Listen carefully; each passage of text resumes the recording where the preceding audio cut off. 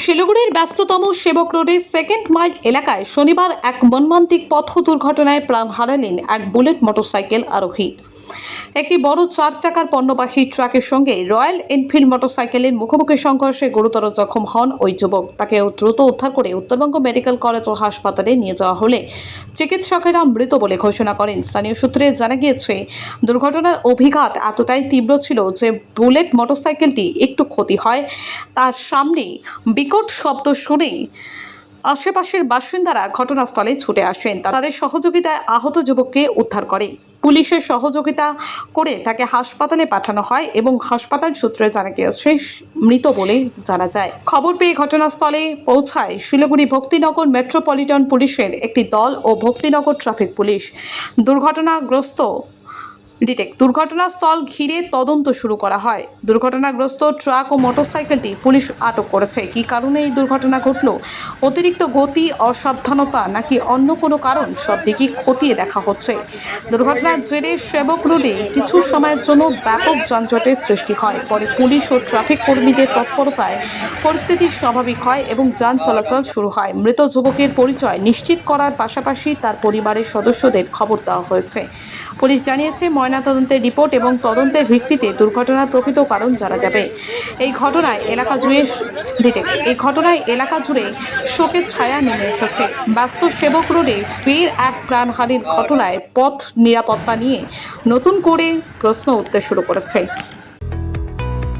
AIIMS ভুবনেশ্বরের চিকিৎসক, বর্তমানে Raiganj government medical কলেজে অ্যাসিস্ট্যান্ট প্রফেসর হিসেবে কর্মরত ডক্টর স্বরূপানন্দ মণ্ডল এখন বসছেন নিউ বেঙ্গল মেডিকেলে। এখানে বিনা অপারেশনের মাধ্যমে আধুনিক ফিজিক্যাল মেডিসিন, ইনজেকশন ও বিশেষ থেরাপির মাধ্যমে কোমর, হাঁটু, ঘাড়ের ব্যথা, বাতের সমস্যার সফল চিকিৎসা করা হয়। নমস্কার, আমি ডক্টর স্বরূপানন্দ মণ্ডল।